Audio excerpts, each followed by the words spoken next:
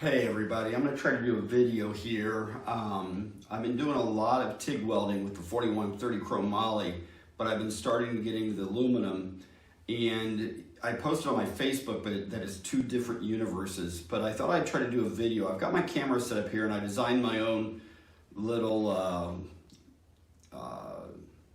I guess adapter filter so you can maybe see me welding. So if this turns out right, that'll be pretty cool. So I'm going to get to welding here, two pieces of aluminum together. I want you to listen to what this sounds like. I want you to listen to the audio, because on my welder I have this set to AC, but it's a 60 hertz machine. So you can actually tell when you listen to the aluminum being welded that it's a totally different sound than when I'm welding the 4130 using the DC setting. So I'm going to do some aluminum right now, and hopefully this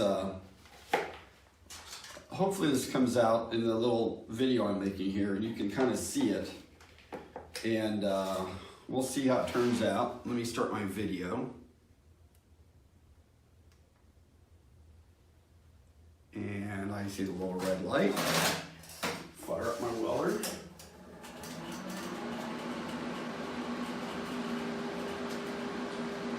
And let's keep our fingers crossed that this shows up. But listen to the sound that this makes. And I'll talk a little bit more about how the actual welding works. And let's see how this turns out.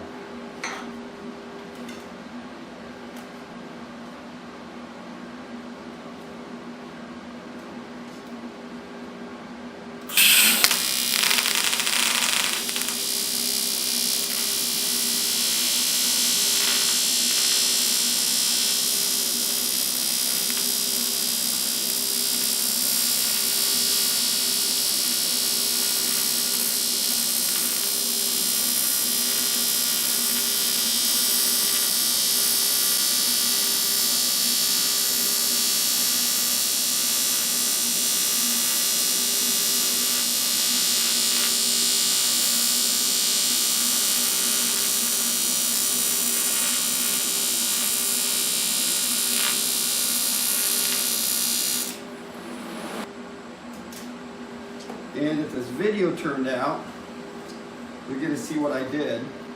Now I'm welding some really thin aluminum here, about a 1/16 of an inch thick. And let me shut everything off.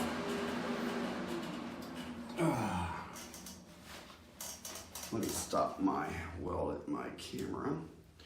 So when I first started off there, I burned through a little bit, but then once I got the heat on both pieces, because I'm welding two pieces together, I was able to start getting a pretty good bead started. So, but this is really thin stuff. This is 1/16 inch. So, you know, this, what is this, 1/8 inch I did was really easy compared to this. But if you listen to that and the crackling, what happens when you first start, there's a process, and I have no idea what it is. And if you're an expert at welding, don't trash my YouTube telling me I don't know what I'm doing, because I'm just learning. So be nice to me. But anytime aluminum is exposed to the air, it instantly oxidizes. So what happens is when I first start, you can actually see the metal just basically clear away. Not the metal, but the alloy, the top coating of oxidization just clears away. And then you see it start to puddle, and that's when you start to weld. So it's really cool, but if you could hear that, it was a completely different noise. Now I'm going to get set up here next for the 4130 and do a little bit of welding with it. Now my techniques are a lot different. With the aluminum, it's really easy to take the filler rod, make sure I'm not grabbing the hot spot. It's really easy with the filler rod to actually just dab it as you're going along, and it melts and falls right in there. When I've been doing the 4130, I kind of just lay the rod there and I do a little bit of a figure 8, and hopefully that will show up when I do it. But I have two totally different techniques, and you're going to notice it's going to be two totally different sounds. So I'll come back in a minute and get set up for the 4130, and I'll show you what that looks like. I'll be right back. Okay, everybody, I've got set up now. I've turned it to DC. I'm gonna leave my amps the same. I actually have a tungsten electrode that will do both aluminum and steel. It's a purple, I think it is. So I'm still gonna try to use this. I don't know if it will take off and work right. Sometimes it goes crazy and I have to actually refile the electrode. I'm not sure because there's a little bit of aluminum on it or not, but we're just gonna jump in and see what happens. I may have to grind my electrode. But let's see what happens here. Let me start the camera just in case this is working. And it's recording. And let's see if this works.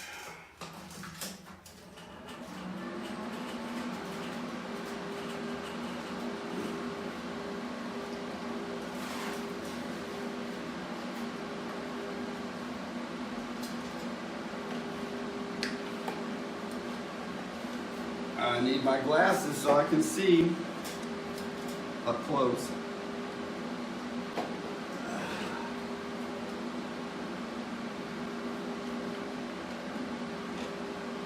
Let's see if this works.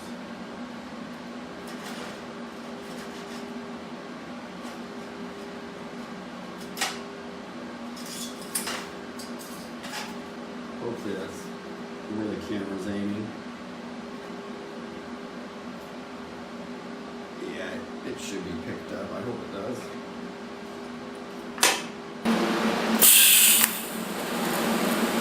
Hear how quiet that is?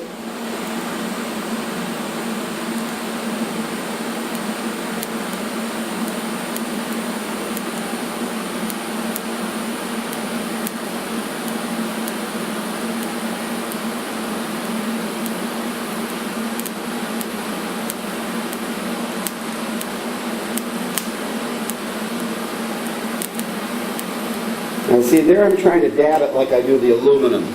And that was trying to dab it like I do the aluminum. Got my glove a little too hot there. So now what I'm going to do is try to turn this sideways. And I'm going to do the little figure eights I like to do.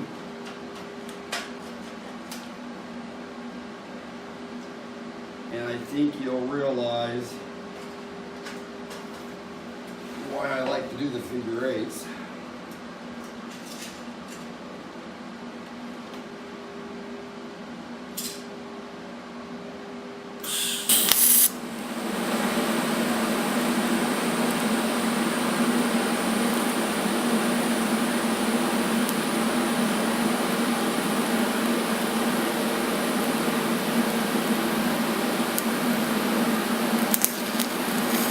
You can see right there I just dipped it into the electrode, which is not a good thing to do, but it happens.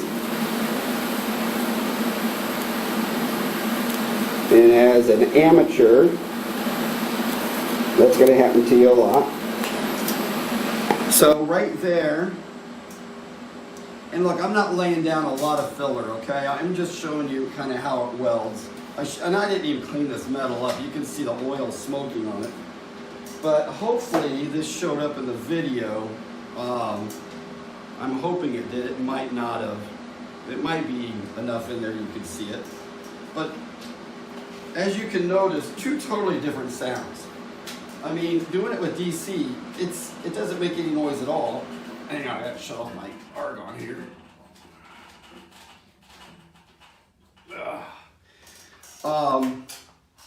And I'll take some pictures of what these welds look like so you can kind of see what I just did and get a feeling. But the thing about it is that you can definitely hear the 60 hertz when I'm doing it in AC. I mean, that crackling you're hearing is at 60 hertz. I think there's some different welders out there that run at different frequencies or different hertz that wouldn't make that much noise. But this is a $750 Eastwood welder, which I've welded this entire airframe with. It's been absolutely kick-ass. It's not that hard if you practice, you know, and I'm going to keep practicing. You know, I've had a couple of people reach out to me and literally say, you know, I think you practiced enough, just go for it. Well, if you want to give me free aluminum when I go to build a fuel tank and I screw it up on the last 10% because I didn't practice enough, then hey, I'll just get right to it. But I'm going to practice until I feel like I can absolutely ace it. And I just don't understand some of the comments that people private message me, you know, talking about blowing through material and I've practiced enough. I don't think you can practice enough. I mean, yeah, you can get better and better, but still you should practice. So thanks for watching my videos, everybody. This was a short one. I'm going to try to get it edited together that you can see all these different parts and pieces that I just did and kind of understand what I did. And hopefully over here, right now I'll show you what the finished aluminum looks like. Give a couple of seconds so you can see it in the screen. And then over here, you'll see the 4130 I just did. And I probably should have put two pieces of metal together and I didn't. And both of these were welded around 90 amps, but I do use my pedal to relax. The aluminum rod is the 43, I think, no, 4043 or 4042, I can't remember. And my ER70 was what I used for the 4160 filler rod. Another thing I like to say is when I'm doing the